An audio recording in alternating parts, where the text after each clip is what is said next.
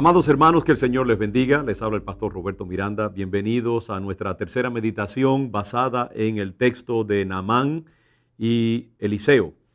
En nuestra última palabra recordábamos el hecho de que Dios había usado la lepra de Naamán y estaba usando su penosa situación para llevarlo a un encuentro glorioso con el Señor y usarlo como instrumento y como testimonio de su gloria y de su poder restaurador a las naciones, incluyendo su propia nación. El pasaje que estamos discutiendo nos indica que había otra persona también con la cual estaba Dios tratando y que Dios estaba usando también a esta persona para ser un instrumento de comunicación del plan de Dios en la vida de Naamán. Dice la palabra que de Siria habían salido bandas armadas que habían entrado a Israel, ¿no? Y habían llevado cautiva de la tierra de Israel a una muchacha, la cual servía a la mujer de Naamán. Y esta joven esclava que había sido tomada cautiva y arrastrada a la nación de Siria, de Israel, le dijo a su señora: si rogase mi señor al profeta que está en Samaria, él lo sanaría de su lepra. Me interesa la figura de esta esclava, esta joven, que también había experimentado una terrible tragedia en su vida. Imagínense una muchacha joven, no sabemos cuántos años era cuando había venido una banda armada, podría ser como un grupo de terroristas, digamos, enviados por Siria. Se habían metido a la tierra de Israel y habían tomado a cautiva a esta joven y la habían arrastrado de su tierra familiar, quizás de sus seres queridos, y la habían llevado a Siria cautiva. ¿Cuántos años habrá pasado esta joven en Siria, separada de su nación? Y sin embargo, vemos que es como que Dios también tenía un propósito para esta joven. La única vez que aparece en toda la historia. Si esta muchacha se habría quedado en Israel toda su vida, nadie jamás hubiera sabido acerca de su existencia. Hubiera vivido la vida anónima y sin consecuencias que cualquier otra persona de su época. Sin embargo, esta muchacha tiene un momento como de gloria que registra la Escritura. Y por todos los siglos esta joven, aunque no sabemos su nombre, tiene un momento como de relieve. Porque Dios la usa a ella para testificar a la esposa de Naamán acerca de cuál es la solución para su terrible situación. Es decir, esta joven estaba siendo reservada por Dios para jugar un papel importante en el proceso que vemos aquí registrado en este libro. Y ella no titubea en dejarle saber a la esposa de Naamán que hay una solución para su problema y que esa solución está en el Dios de Israel, Jehová de los ejércitos, el Dios todopoderoso, para quien la lepra de Naamán no quiere decir absolutamente nada. Entonces yo veo dos cosas aquí. De nuevo, Dios muchas veces usa los tiempos de tragedia en nuestra vida para hacer cosas extraordinarias. La tragedia de esta joven, Dios la habría de redimir, usándola como testigo para que Naamán pudiera recibir la noticia de que al ir a Israel, allí habría de encontrar la solución para su problema.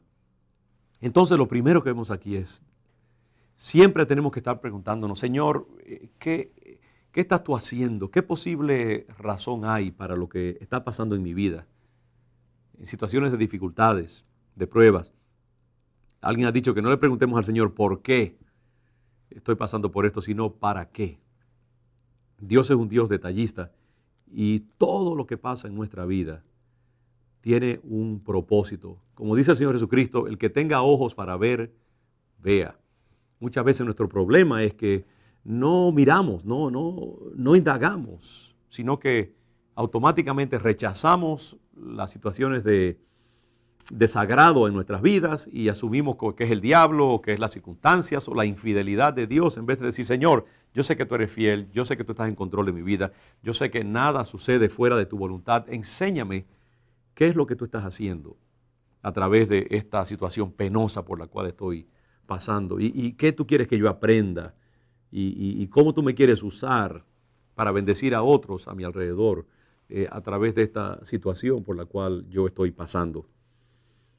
Lo segundo, aparte de el Dios que está usando una situación de tragedia para bendición a otros, lo segundo que me impacta acerca de esta imagen de esta joven cautiva, esclava, es que ella, en vez de renunciar a Dios y renegar de Él y decir, Dios permitió que esto me sucediera y no quiero saber más de Dios, porque si Él hubiera estado conmigo no me hubiera pasado esta terrible tragedia de que me arrastraran de mi tierra natal a otra nación y me vendieran como esclava.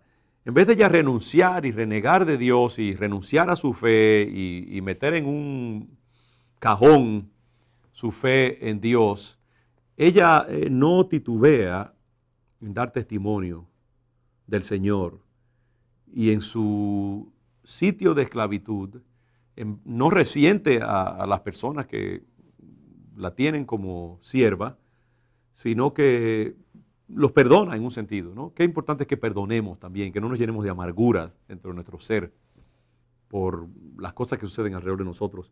Pero sobre todo que ella no reniega de su fe y le dice, yo sé dónde está la solución a su problema. Dios Todopoderoso, el Dios de Israel, puede sanar a mi señor Naamán y restaurar su salud. Importante que donde quiera que nosotros nos encontremos, siempre demos testimonio de nuestro Dios. A veces cuando estamos pasando por las tribulaciones y las pruebas, nos quedamos callados y dejamos de servir al Señor, dejamos de hacer el bien, dejamos de testificar, de adorar, de ayudar a otros. Y yo creo que una de las cosas más poderosas que nosotros podemos hacer en tiempos de dificultad y de prueba es hacer lo contrario de lo que nuestra carne quiere que hagamos y adorar con más fuerza, ir a la iglesia con más insistencia, leer la palabra del Señor con más detenimiento, clamar y ayunar y presentar nuestra causa al Señor, servir a otros, bendecir a otros como una acción profética que al hacer lo contrario de lo que la carne irredenta nos pide, desate el poder y el mover de Dios en nuestras vidas. Gracias a Dios que esta joven no guardó ni engavetó su fe, sino que en medio de su penosa situación